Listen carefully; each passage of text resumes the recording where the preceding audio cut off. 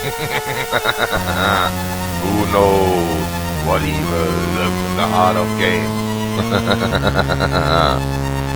The shadow knows. So these are the final hours of 2016, and I thought it would be a nice idea to look back to the past 12 months, 365 days. Yeah, so 2016 started quite well for me. I went to Amsterdam in January to watch Star Wars. Great movie. Well, not really great, but at least better than the last 3 Star Wars movies. I was not disappointed by it. And yeah, also my YouTube channel started quite well this year. I was on a 2 videos per day schedule, which is too much, definitely too much. But I had quite a few viewers, quite a few, and gained a lot of subscribers.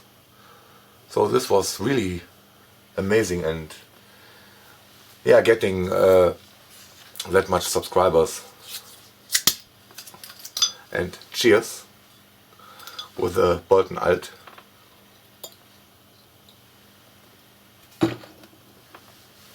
Yeah, getting that much views and subscribers really motivates me to continue.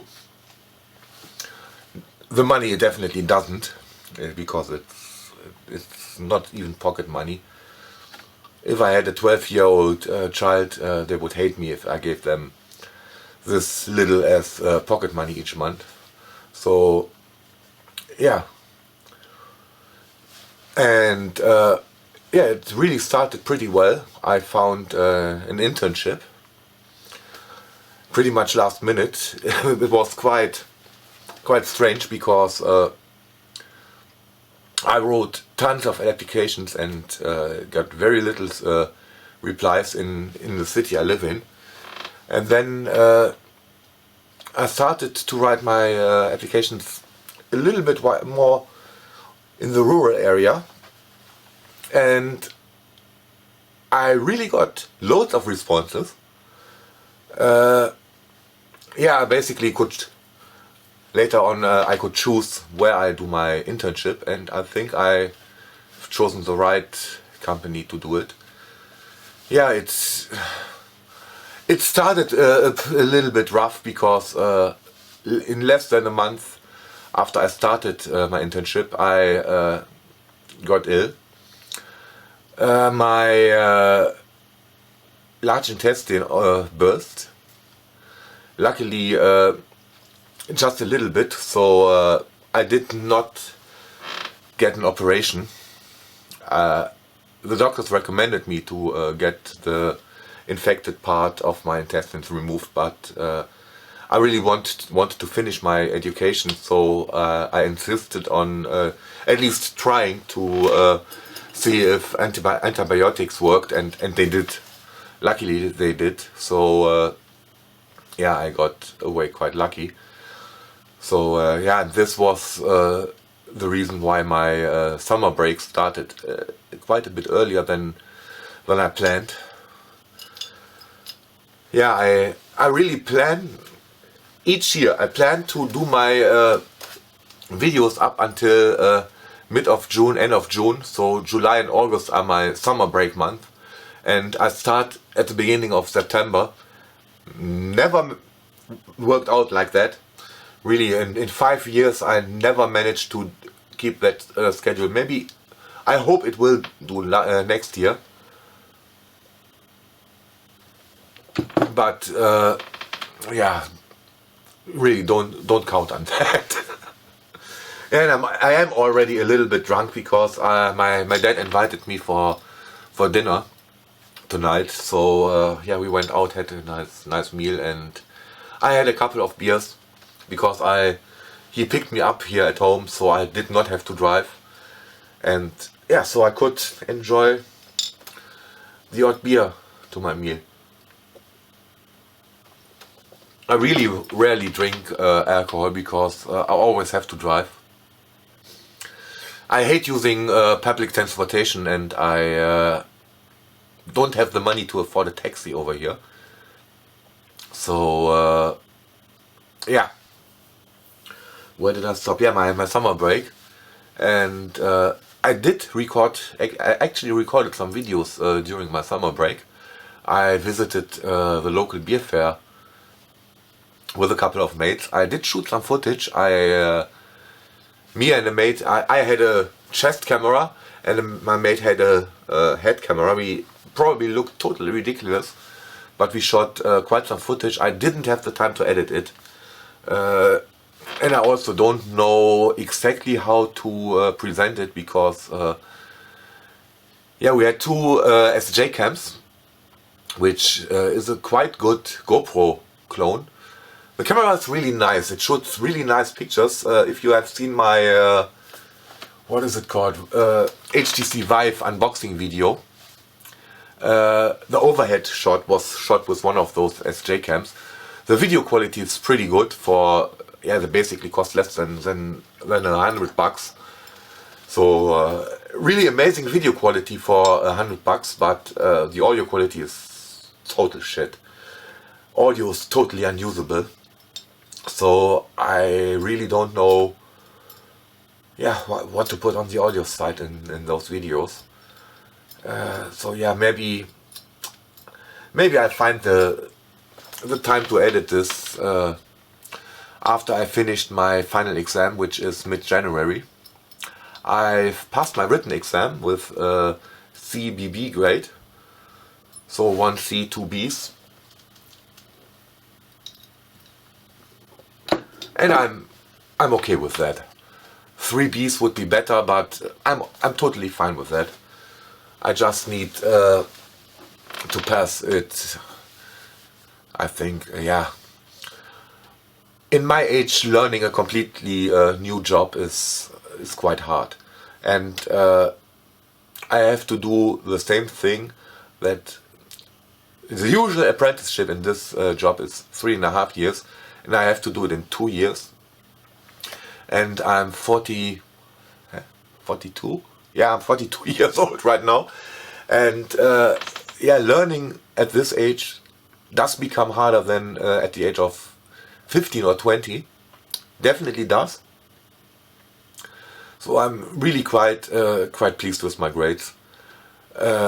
Mid-January I have the second part of my practical exam. Theoretical exam, written exam is finished. I passed, and I have to present my. I have to do a 50-minute PowerPoint presentation, and not PowerPoint presentation. It just has to be a presentation of the project I did in the first part of my practical exam. So I'm really not scared to do a presentation of something. I've done over 1,200 YouTube videos by now, not all published, so if you look at the video count it's probably less than 1,200, but I've definitely done over 1,200 and more than 100 on my German channel, so 1,400 videos. I don't have a problem with presenting something. I do have a problem with PowerPoint. I really hate it, and the major issue I have is with the 15 minutes time limit. So I'm not allowed to be over 15 minutes, and I'm not allowed to be under 15 minutes. At least not significantly. I mean, 14.5 minutes or 15.5 minutes is not a problem, but 12 minutes or 17 minutes is already one grade down, I think. So it has to be spot on 15 minutes, and yeah, I'm not used to that. I can take the time I want on YouTube. If I want to make a 5-minute video, I make a 5-minute video. If I want to make a 5-hour video, I make a 5-hour video. No problems with that. I don't know if it is commercially viable to make a video of 5 hours. At least probably not if you don't have intermediate ads. I don't know the proper term for it, and I'm pretty drunk right now. Yeah, I try. Maybe YouTube will fuck it up, but in my standard settings, I only have ads at the beginning and at the end of the video, and not in between. So maybe I will do ads in between if I make a video that's 2 hours long. So after an hour, I make an ad, and I integrate that in my video if I ever do that. But I find ads during the video, especially if the video is only 20 minutes, I find them pretty annoying. So an ad at the beginning, an ad at the end. That's my standard settings, and I don't deviate from that usually. So, and I've lost where I started. Yeah, that's the disadvantage if you are drunk.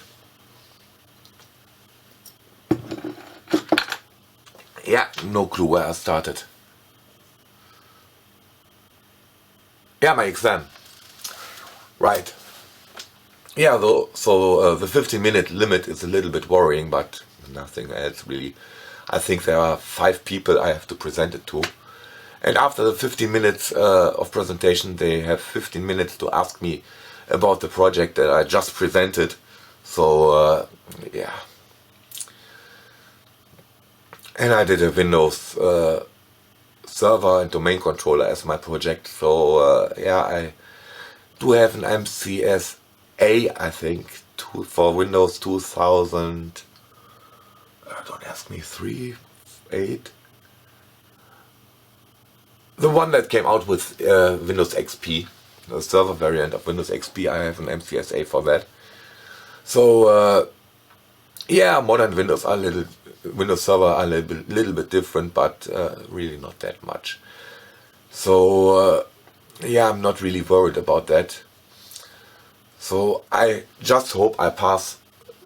Really don't mind the grade too much. A D is passed, and passed is good, and good is a B. In Germany we have very good, good, adequate, just adequate, flawed, and fail. So 1, 2, 3, 4, 5, 6, which transfers to the American A, B, C, D, E, F, G. I don't think you have a G, you just have an F.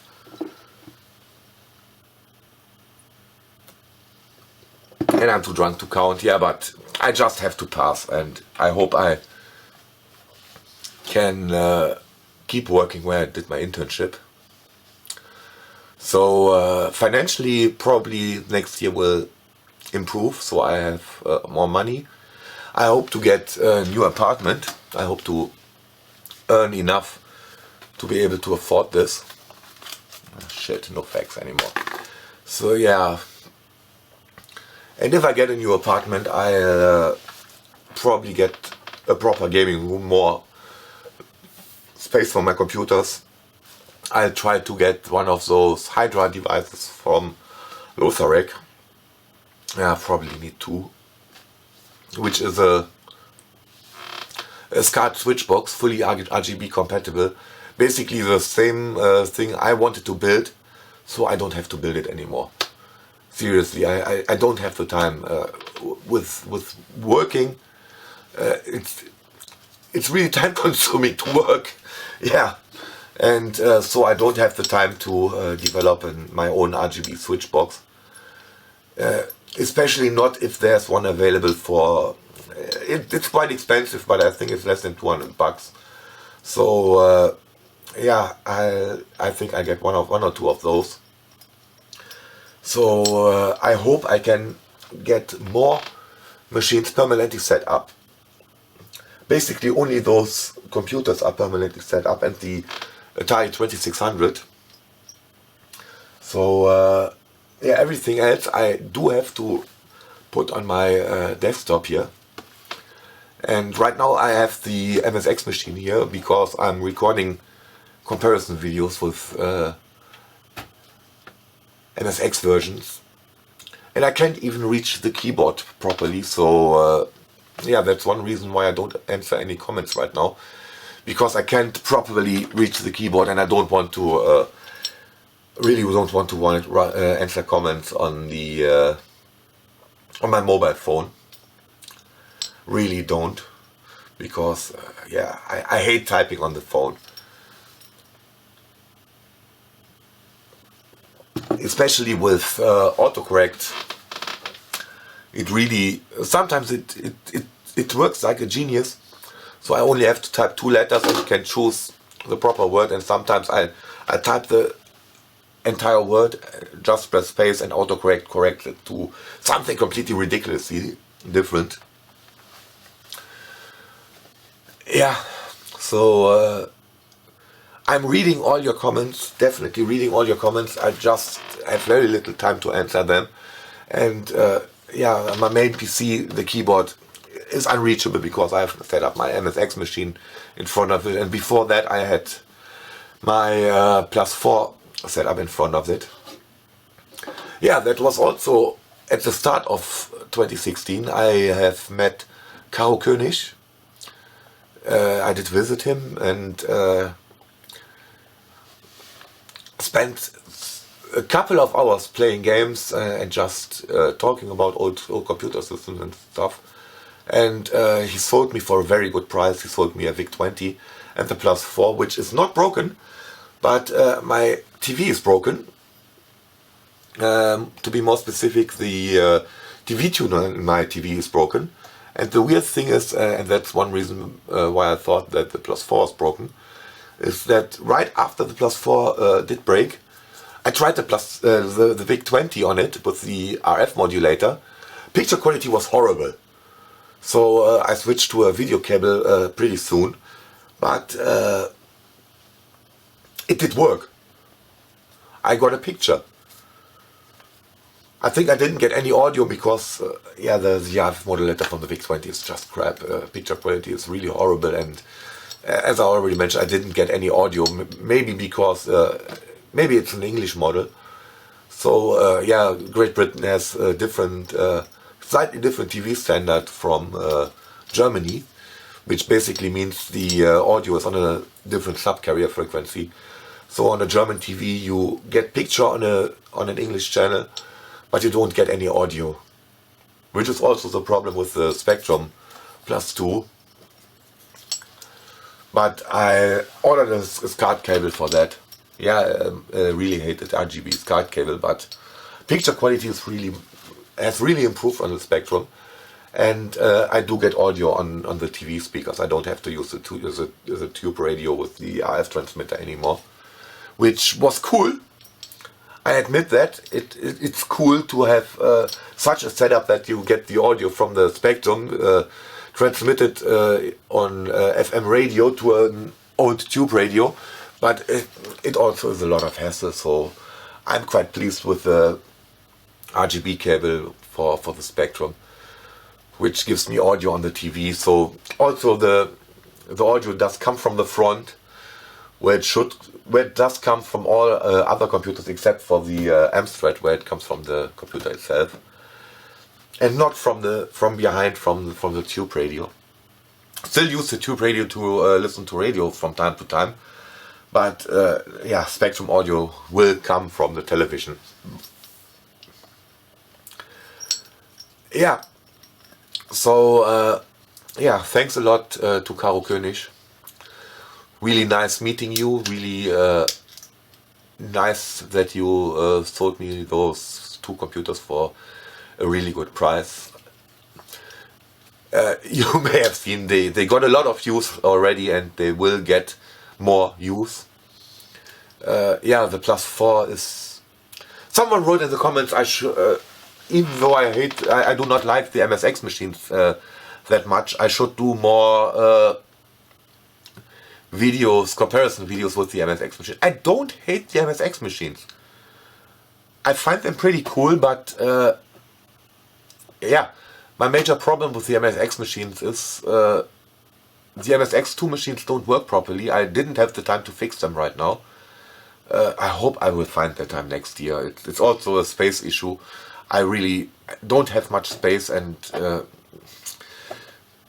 yeah, it's really frustrating if you have very little space. If you try to tidy up and you put one thing over there and then the other thing over there, and you touch each thing 7 or 8 times just to find the final place for another thing. Yeah, and I don't have the time and I don't have the patience for that. So I wait until I have a bigger apartment to to tidy things up. And again, I lost where I started. Yeah, alcohol is probably not my drug of choice.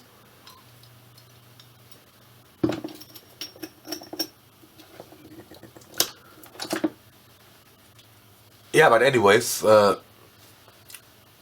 right, I don't hate the MSX machines. I actually quite like them, but besides the problem that I have to set it up specifically to do videos, all the other systems are permanently set up. And if I want to do a comparison video with the MSX, I have to put it up. I'm lucky that I have the Spectra video machine, which is quite compact, has a built-in floppy drive, which makes things very, very easy. Audio is a little bit distorted on it. I have no clue why. I don't seem to have much luck with audio on the MSX machines. But yeah, I don't hate the machines. I actually quite like them. But to be honest, most European games are crap. Just for the reason that I've done quite a few comparison videos on the MSX right now. Haven't edited and uploaded them already, but I've recorded quite a few of those. And I've encountered several, let's call them lazy specky ports. If you're familiar with the Amstrad CPC, you know specky ports. A lot of games for the Amstrad are just lazy Spectrum ports, because the systems are so similar that you, with very little changes, you can run the Spectrum games on the Amstrad. It looks worse, it runs slower, but it works. So many games were converted from the Spectrum to the Amstrad in this lazy way, because economically it makes sense. And I have gas. Probably drank too much beer. Economically it made sense, because the Spectrum was the best selling machines of the Z80 machines. So it made sense to develop a game on the Spectrum, because the Spectrum games probably sold the most copies. And it was very, very easy to lazily convert them to the Amstrad.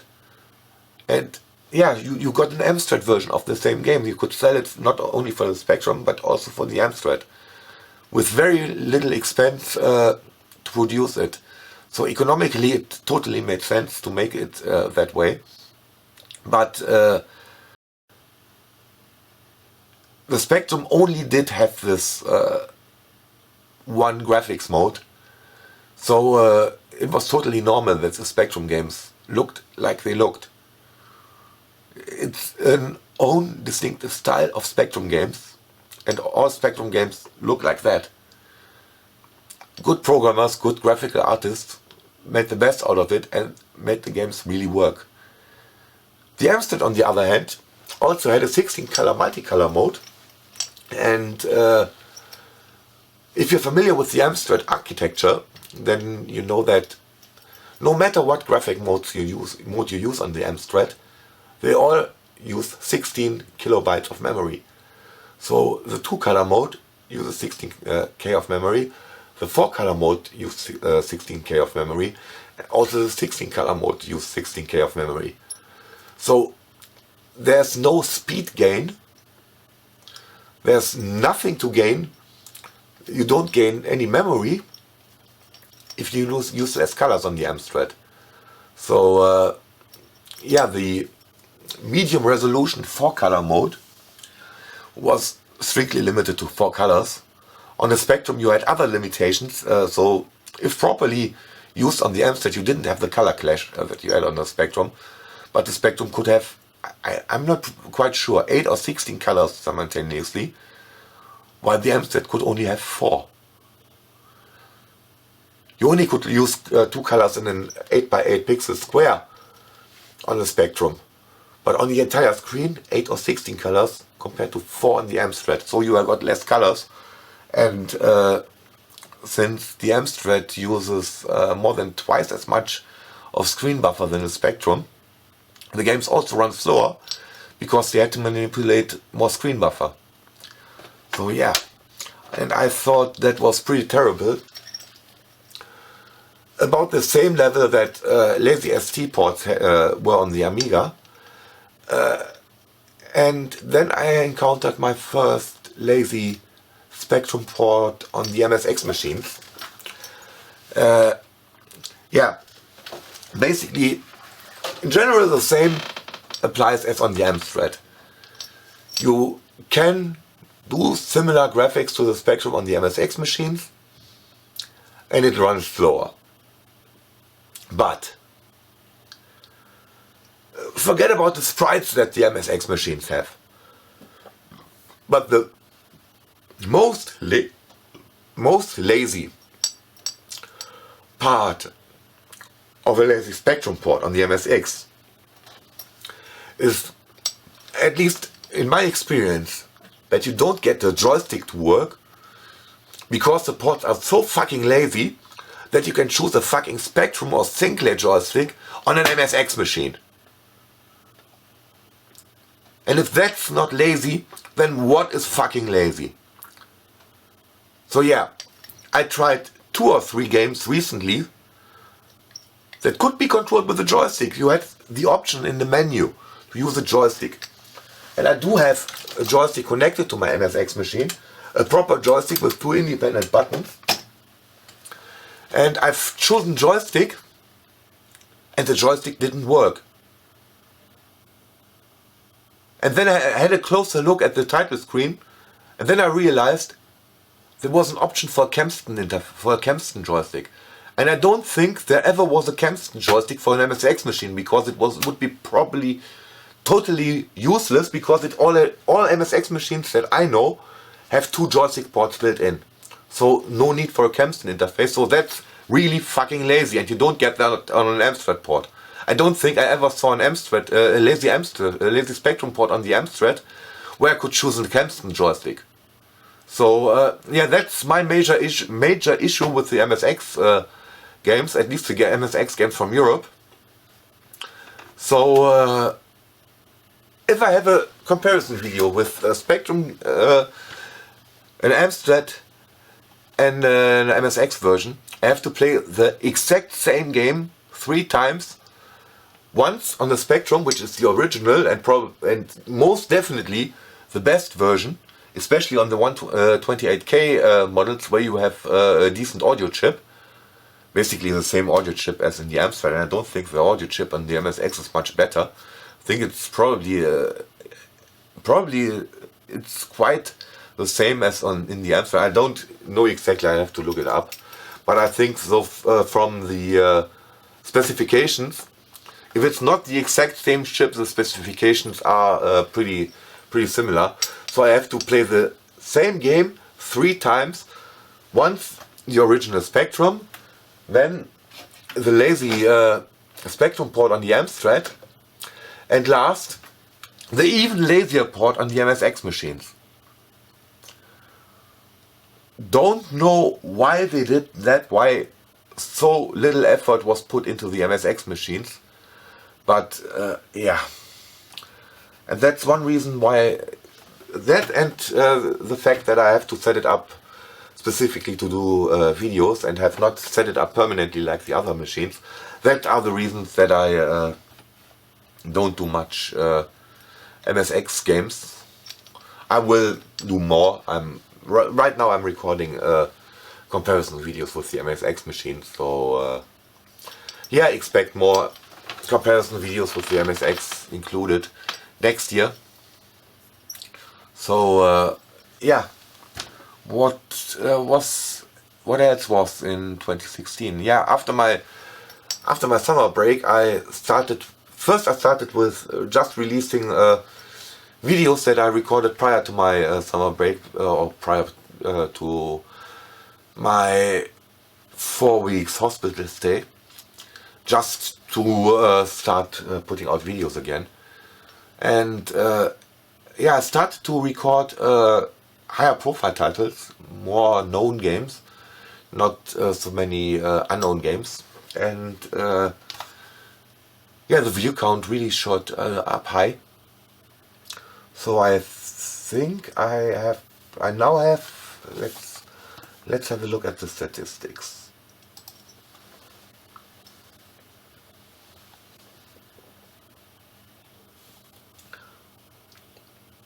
Yeah, I think I have 10,000 views a month more than in March, with less videos, half the videos I released in March.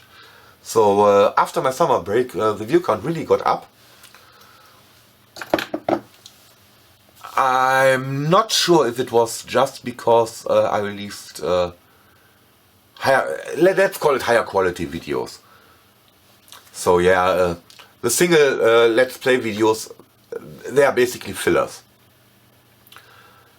Not, I'm not trying to belittle those games, but they are really easy to make, quickly to make. Most of them, I spent half an evening to record one single game. But usually, I make my list with games I want to cover, and if a game doesn't work, I try another version, and if that doesn't work, I write "does not work" behind the list and mark it in my my list and pass on to the next game. That's not what I do with comparison videos. If I shoot a comparison video and the game doesn't work on one machine, I try to do the best of my knowledge and my possibilities. I try to get it to run. It does not always work, basically because it's incompatible with the machine I have set up. Yeah, let's say the Spectrum Plus 2, there are several games that don't work on a Spectrum Plus 2, and I'm not going to set up another Spectrum right now. So yeah, if that happens in a comparison video, I will not show the Spectrum version. If I know it up front before I start recording, I will not record the video at all. Because I still have so many games I can cover that I not have to do this specific game. There are exceptions for that. If I really want to do the game, I try to everything to make it work. I will not use an emulator, to be sure. I use emulators to check things out, but I will not use an emulator to record any videos, so that's also the reason why I don't include the arcade versions. That's one question that's asked quite often. Why I don't include the arcade version? Because I don't have the arcade machine, and I don't use emulators for my videos. Period. Yeah, really, view count really shot up. I got my first videos with more than 2,000 views in a single month.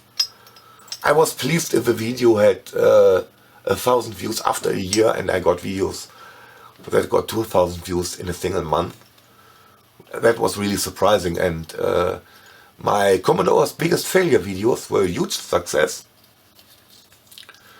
Much larger success than I expected. I thought with the 264 series, I wanted to do this video for a long time. I did think about getting a C16, but the C16 is just a Commodore 64 in a black case. So it's the least interesting machine of the 264 series. Yeah, and I wanted to do this video for quite a while, and after I thought my Plus 4 died, I was quite frustrated and did not think about doing it. Yeah, and after I've seen how successful this video was, and I don't know if, I think there was some discussion on this video about the 128. And I thought, hey, that's another failure from Commodore. Let's make a video about the Commodore 128. And this was an equal success. I think it's even a larger success than the 264 series. And I have 3 more videos planned in this series. Don't tell you what it's about. Well, one is about the Amiga 600. But I don't tell you what the other 2 are about. So yeah, that's what's coming up next year when I find the time for it. I already recorded one of those and I was not pleased with the result, so I did not delete it already, but I probably won't publish it because I'm not pleased with it. So yeah, that's gonna be scrapped and recorded again. Didn't have the time because yeah, I had 3 days off before Christmas, the week before Christmas, and yeah, I caught the flu and was lying sick in bed. Instead of recording all my Christmas videos and my New Year videos. So yeah, that's also the reason why, excuse me, why there was no Boxing Day special, because I didn't have the time to do it. The business I'm working in right now is the company I work for is selling cash registries and point of sale systems, and there's a change in tax regulation in Germany which requires your cash registry to have certain specifications for taxing, and yeah, a lot of companies had to buy new cash registries until the end of the year, so lots of business, lots of work. Yeah, and that's 100% priority. It's more important than YouTube, because I hope that next year this will pay my bills, and YouTube doesn't. It even won't if I double my views. Even an order of magnitude is not enough for YouTube to pay my bills. So this will remain a hobby. It's a nice hobby. It's a hobby I have very much fun with. But it will remain a hobby. At least for the time being. So yeah, that's the reason why there are no Christmas videos. I did record some videos on Christmas, because my family doesn't celebrate Christmas. I hate Christmas. So yeah, it's a good time to do things where you are not requiring anybody else. Anybody else is celebrating Christmas, so I have my peace, my quiet to do videos. Yeah, same thing with New Year. I don't celebrate it. So when you're seeing this video, I'm probably recording the videos I want to publish in January, February, probably more January, because this year Christmas and New Year is on a weekend, so we get all the stress, but no extra free days. And if everything works out fine, right at this moment, if you're living in a Central European time region, it's New Year, so Happy New Year to you. If you're living in the UK, which is the majority of my viewers, wait an hour and Happy New Year to you too. So yeah, I'm finished looking back to 2016, and yeah, let's have a look what's coming on in 2017. As I already mentioned, I hope I will have a proper job in, let's say, February. It's looking good. Nothing is safe right now, but I really hope it will work out. So I have more money, probably more money, which gives me the opportunity to buy more stuff. I still want to buy the flash drive for the MSX machine. I also want to buy a flash card for the VIC-20, definitely for the VIC-20. And since I got Coleco game on the last retro fair in Schiedam, I want to buy a ColecoVision right now. Need a flash card for that too. Intellivision would be nice. One system I definitely will get next year is an Acorn Electron, because I think that's the last somehow popular home computer that I'm missing in my collection. I know there's the Acorn BBC, which is ridiculously expensive. There is the TRS-80 color computer, which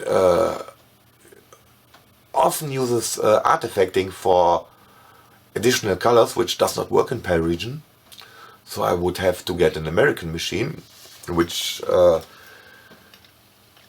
is prohibitively expensive concerning shipping costs, and also will induce terrible flicker when I record it off my TV. My TV has no problem with NTSC signals, as long as they are on composite. I don't think it will do NTSC on the RF input, but I haven't tested that. Yeah, so that's the reason why I don't get a Coco. I will get one if I get one cheap, but I'm not really seeking one.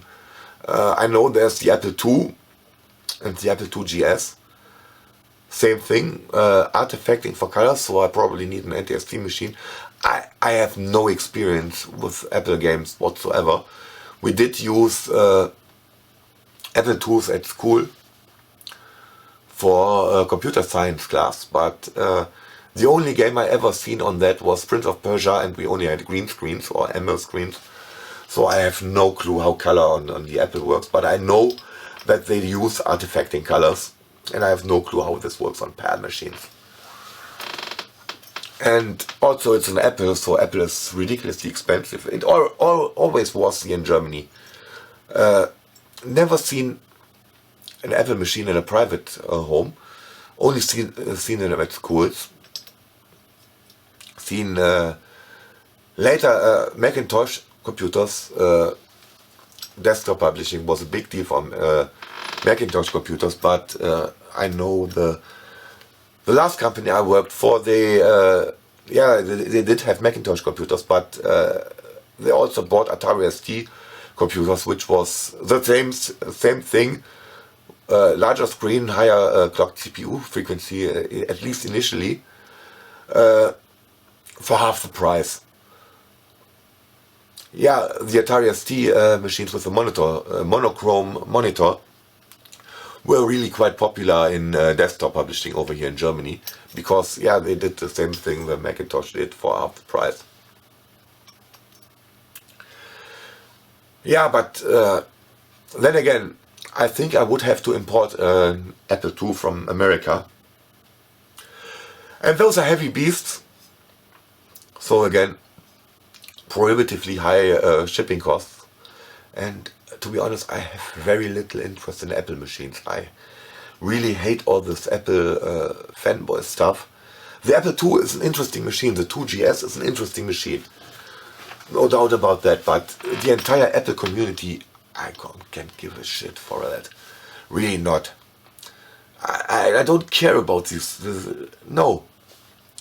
I will not pay a high probably here in Germany or in the Netherlands. I live quite close to the border, so most retro fairs I visit are in the Netherlands, because driving in the Netherlands is much more relaxing than driving in Germany, and the retro fairs here in Germany are in the Ruhr area, which is the largest metropolitan area in Europe, I think.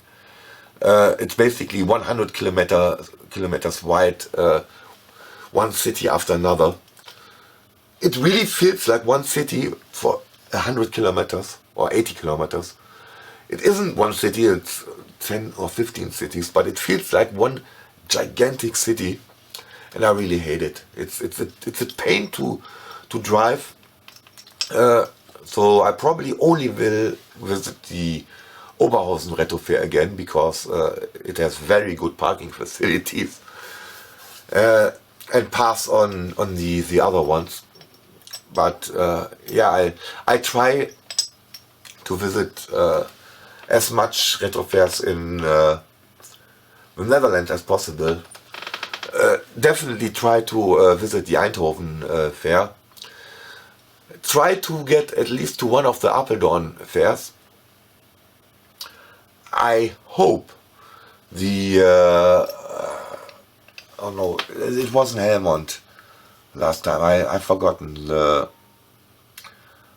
the retro fair that was well, last issue was cancelled and the previous issue was moved to Helmond. I can't remember the fucking name of the fucking city.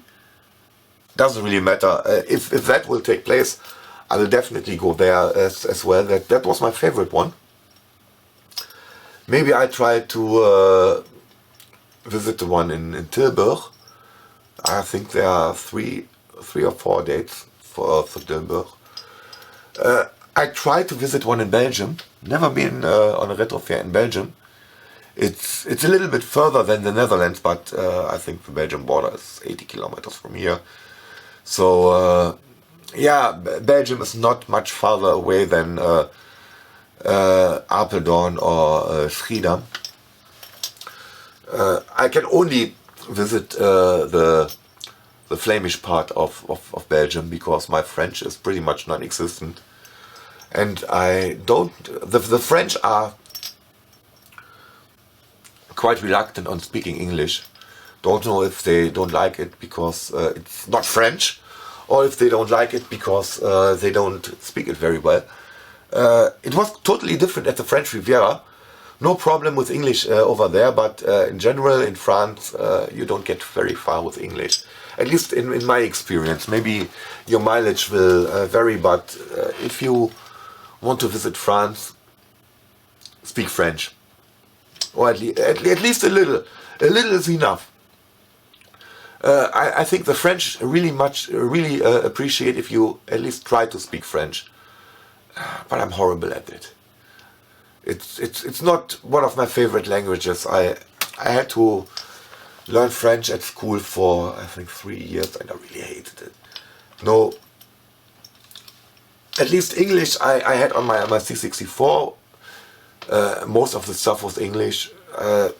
I had Dutch television, and yeah, most movies are produced in English, most TV series are produced in English, and they, at least back in the days, except programming for very little children, everything was broadcasted in the original language with Dutch subtitles. And yes, even if you don't speak the language very much, a cartoon in English is much more interesting for a 10-year-old or 8-year-old kid than a political discussion in your mother tongue, which is German for me. So yeah, I did watch a lot of Dutch television, even though I did not understand it, but cartoons are enjoyable even if you don't understand the language. And if you know, the more you watch it, the more of the language you will understand. So I think I guess if I live in France for 5 years, I will speak some French, but I don't. So I'm not sure. I think the Belgians are not that anal about the French language as the French are. But yeah, let's start with the Flemish part of Belgium, where I speak a little Dutch, so I can communicate with them.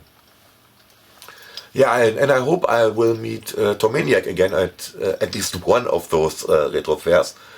He will, yeah.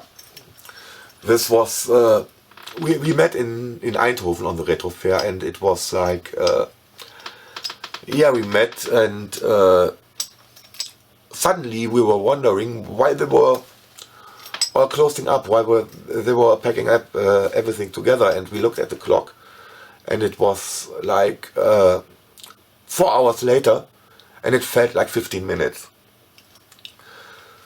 Yeah, and we met again in did we meet in Apeldoorn? I'm not quite sure, but I think you will watch this video. And lastly in Schiedam, He picked me up at home, and he gave me a lift to Schiedam, which was very nice. Yeah, I really hope I can visit even more retro fairs next year than I did this year. But it only makes sense if I have at least, if I don't have 50 bucks to spend on the retro fair, I won't go. I won't go just to be there. I need to have at least 50 bucks to be able to spend. Usually I'll take 100 or 200 bucks and try not to spend everything, because if I see something very interesting, I want to get it. Funny thing is, some of the sellers at least in the Netherlands, accept payment with PayPal, which is very handy.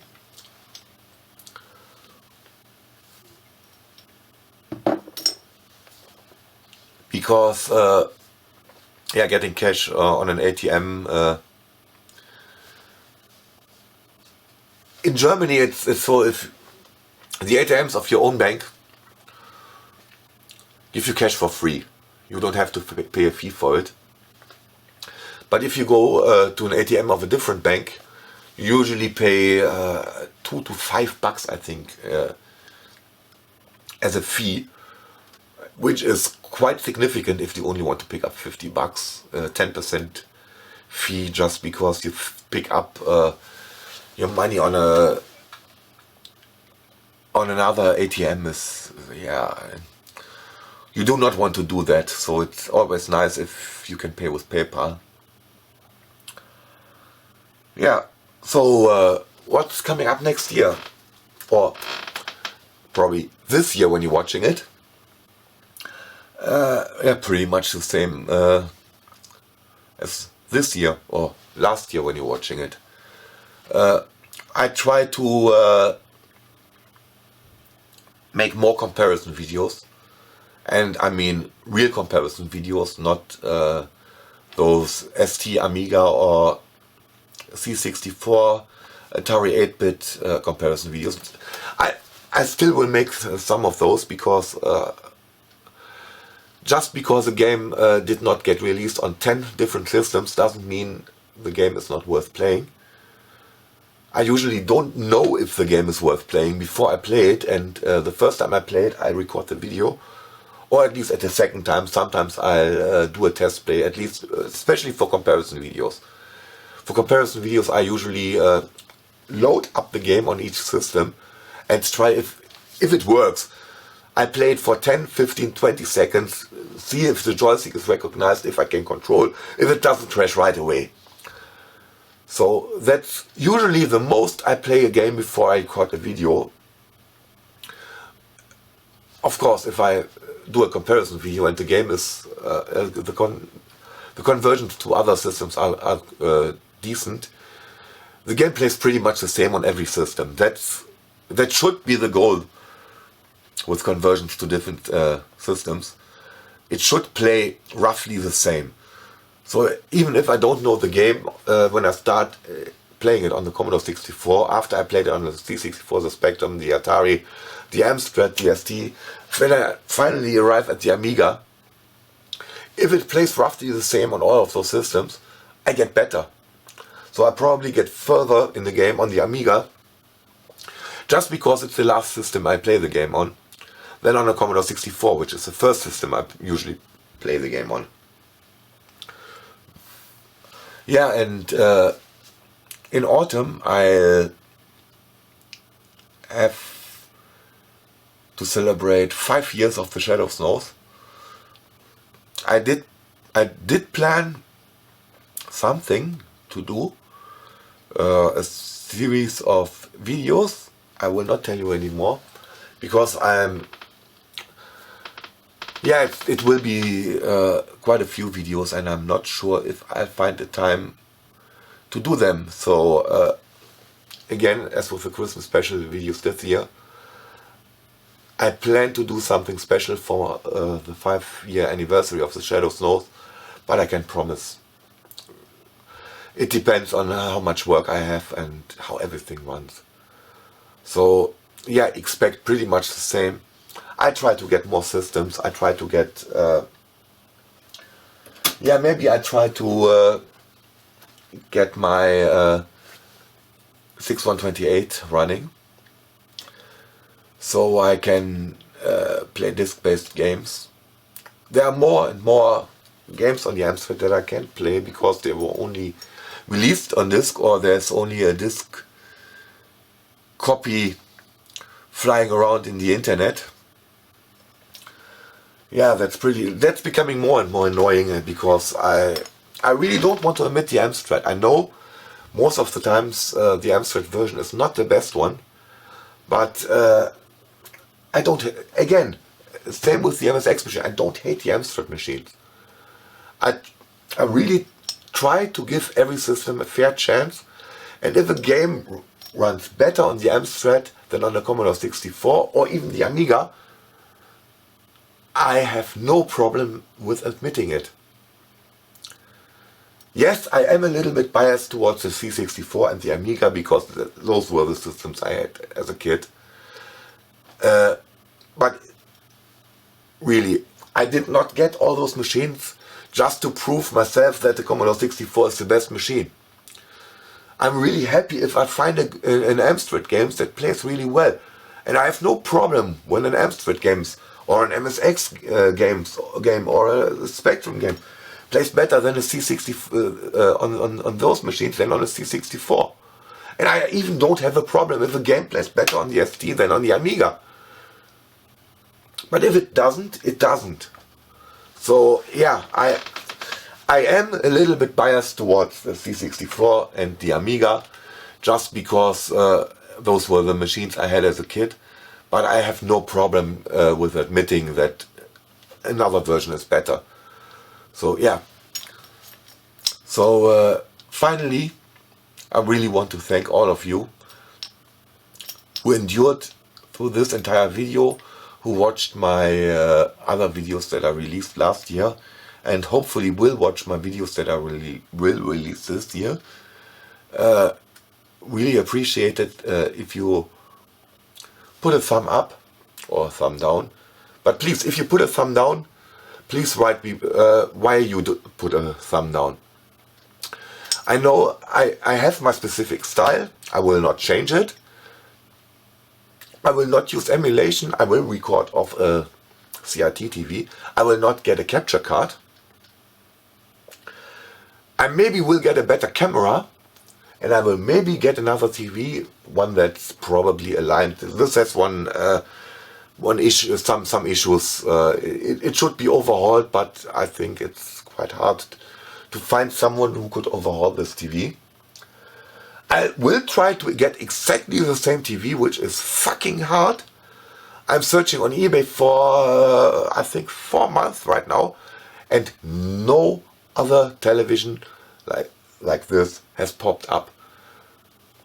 There are several Trinitron TVs, but none, not the same TV has popped up. And I will drive up to 100 kilometers to pick up one of those televisions. Because the TV is ideal for what I do. It just needs some serious maintenance, and I'm probably not able to find someone who can maintain, or who is willing to maintain this TV. Not even thinking about getting spare parts. Yeah, the TV is ideal for what I do, but it needs some overhaul, so I really try to get exactly the same TV. And I don't even care if I have to pay 50 or 100 bucks for a CRT TV, what's 20 years or even more years old. But I want exactly the same TV again. If you want to sell two, I will take two, because this TV is ideal for what I do. It fits very good in the space. It has a decent size. It's not too small. It's not too big. It just needs some overhaul. Yeah, so really thank you all for watching my videos. Thank you all for commenting, even though I'm not answering the comments right now because I can't reach my keyboard and I don't have much time right now. I'm reading all of your comments. That's a promise. I'm reading all comments. I just have no time to answer them right now. So yeah, really have a great 2017, and I hope to see you back in 2018. Thanks for watching.